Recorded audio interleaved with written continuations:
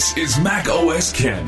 No holiday for developers. Chipmakers answer some questions from regulators, and a few Apple TV Plus stories.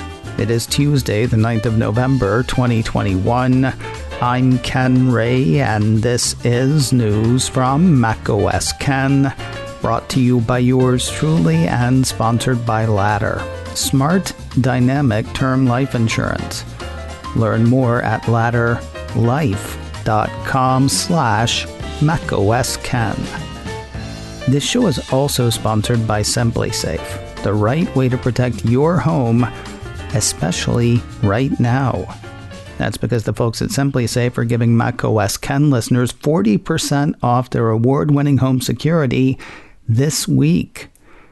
I like SimpliSafe because of how simple they make securing the home. They have ready-to-go packages available, or you can pick and choose just the pieces you need. Indoor and outdoor cameras, comprehensive sensors. You choose what's right for you. And it's all monitored around the clock by trained professionals who send help the moment you need it. Plus, no workers, no wiring. Whatever you choose, installation is simple. My sensors, base station, and keypad took me less than an hour to install. So you get all of that, and right now, you get huge savings too. You can get a complete home security system starting at just over $100 with no long-term commitments or contracts. Take advantage of SimpliSafe's holiday sale and get 40% off your new home security system by visiting simplissafe.com/macOSKen. SIMPLI. Again, that's simplysafe.com/macOSKen for 40% off your entire system. Hurry, this offer ends soon. The annual holiday App Store closures are not happening this year. It's usually about now that Apple reminds developers when they need to have apps and app updates submitted if they want them in the App Store in time for the holidays. This year, not so much. A piece from TechCrunch has Apple telling developers that it won't be closing down the App Store to developer submissions over the holidays as it has in previous years. That said, it's not necessarily expected that a submission on the 21st of December will make it to the App Store by the 25th. TechCrunch says the policy change will be welcomed by developers who often fear that they'll be blocked from being able to issue emergency bug fixes or other critical updates during one of the busiest seasons for apps. One hopes they will be focused on developer emergencies such as those, while the store's back end will be staffed. Sounds like it might not be fully staffed. According to the report, Apple says it will continue to operate through the holidays, but hints toward reducing staffing levels by noting that reviews may take longer to complete from the 24th to the 28th of November and from the 23rd to the 27th of December. Seems like anything having to do with Washington, D.C. and the technology sector has the potential to come back and bite Apple's backside. And so, news of incomplete surveys from chipmakers submitted to the U.S. Department of Commerce. Bloomberg says a number of chip manufacturers, including Micron, Western Digital, United Microelectronics, and TSMC, have answered a request for information submitted in September, with SK Hynix and Samsung planning to do so soon. According to the report, the U.S. Department of Commerce in September asked companies in the semiconductor supply chain to fill out questionnaires seeking information pertaining to the ongoing chip shortage. In the questionnaire, the piece goes on to say, chip makers were asked to comment on inventories, backlogs, delivery time, procurement practices, and what they were doing to increase output. The Commerce Department also requested information on each product's top customers. That last part is the part that at least one company has apparently left blank. A Bloomberg report has known Apple supplier TSMC, saying that it remains committed to protecting customers' confidentiality as always, indicating it may have skipped a bit about who its top customers are for which products. When is 83,000 of something not a lot? When it's less than half the number of the same thing a year earlier. Still feels like a lot when we're talking about government requests for citizen data. CNET says Apple is out with its transparency report for the second half of 2020. That's the report Apple uses to say what it's allowed to say about data requests from governments, companies, and people in litigation around the world. Boy, transparency is a funny word, isn't it? According to the piece, the tech giant said government requests had targeted 83,307 devices, just under half as many as the same time a year earlier. Apple is often kept from sharing details about government data requests, but it did say it provided data 77% of the time, slightly lower than the 80% the same time a year earlier. Transparency. Interestingly, the period of time covered in Apple's report stops just before the events in Washington, D.C. in early 2021. That's when a bunch of people stormed the U.S. Capitol looking for members of Congress to kill. That also means no info tied to any investigation into the storming of the Capitol. I'm guessing those numbers set us up for a tough compare. In terms of government seeking information, Germany asked for info from 16,819 devices, down close to 300 from the year before. The U.S. asked for data on 11,581 devices, down 86,000 from the year before. China rounded out the top three, according to CNET, asking for data on 11,372 devices, up from the 851 requested a year prior. More news in a moment, but first a word from Ladder. Smart, dynamic term life insurance. Do you worry about what would happen to your family if you weren't there to take care of things? You can eliminate that worry with Ladder. People get life insurance to make sure that these things can happen, even if the worst should happen. It's no fun to think about, I know, so take a little time and put that worry behind you. You just need a few minutes and a phone or a laptop to apply. Ladder's smart algorithms work in real time, so you'll find out instantly if you're approved. And it really couldn't be simpler.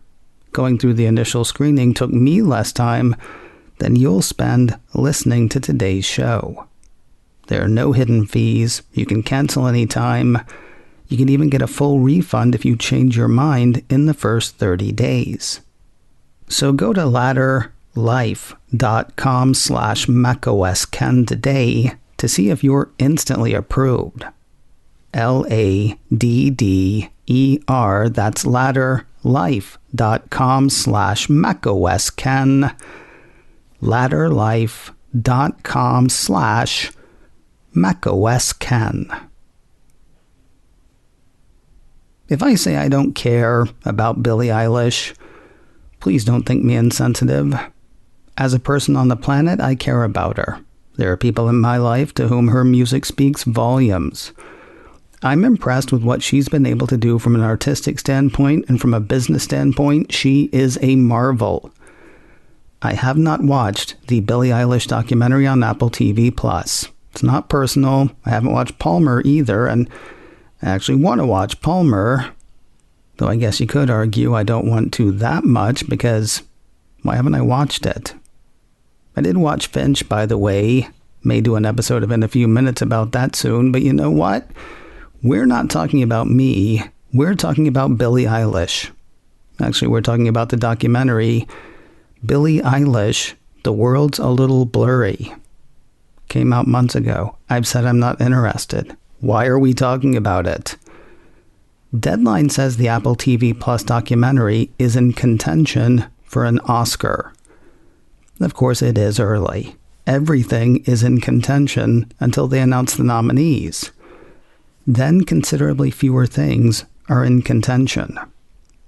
What's annoying is now I may have to watch the documentary right after Palmer.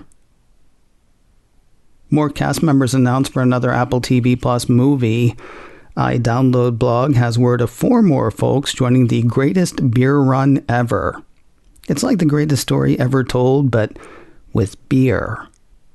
Actually, it's nothing like that. According to the piece, the story centers on Don Chicky Donahue, who traveled to Vietnam back in the 60s to find his friends who were in the combat area. The reason? To share a few drinks with his childhood friends. Already confirmed for the film are Zac Efron and Russell Crowe. Rumored, though unconfirmed, for a supporting role is Bill Murray. As for the Noobs, iDownload blog cites a report from Deadline that has Ruby Ashburn Circus, Matt Cook, Omari K. Chancellor, and Will Holcomb joining the mix.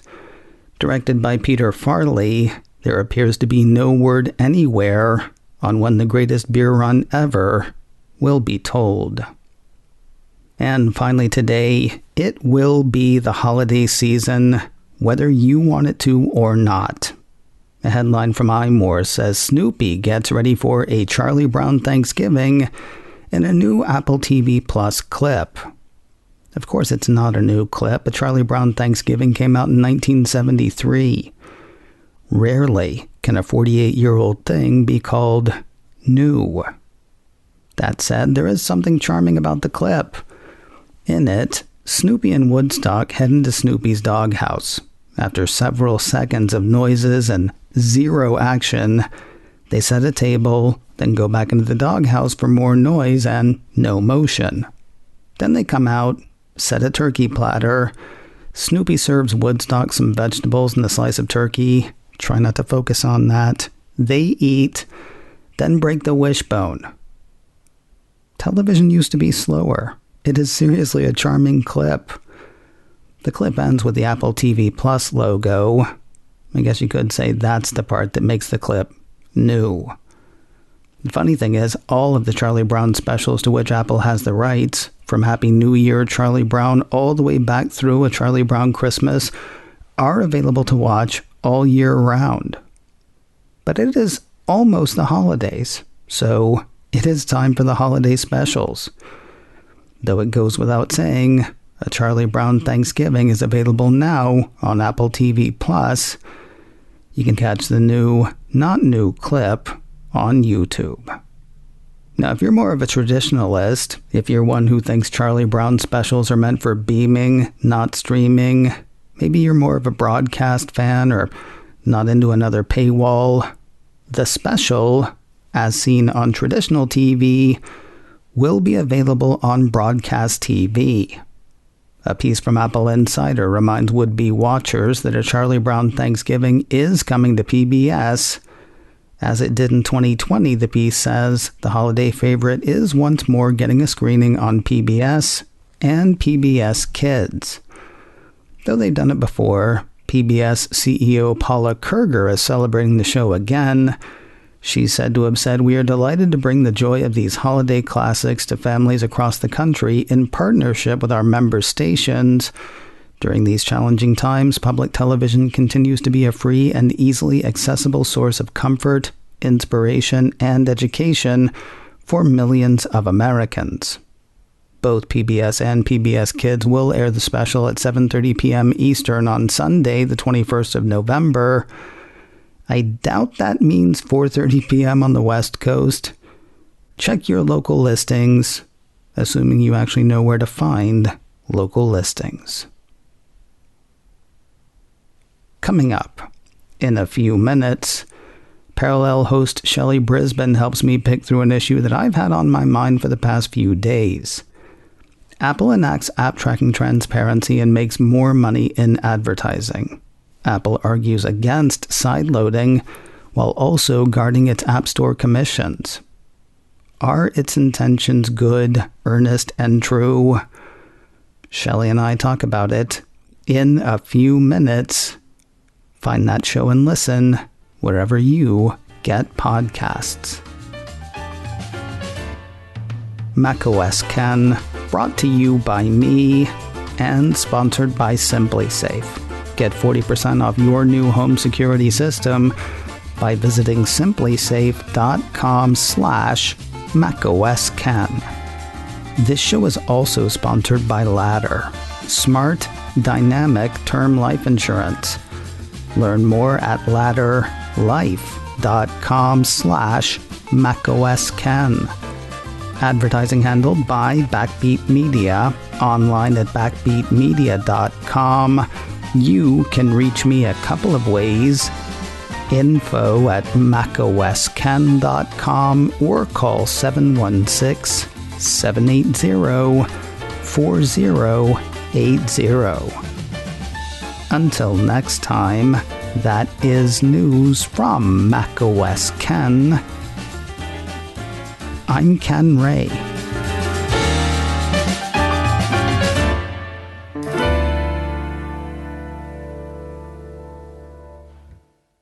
Ciao.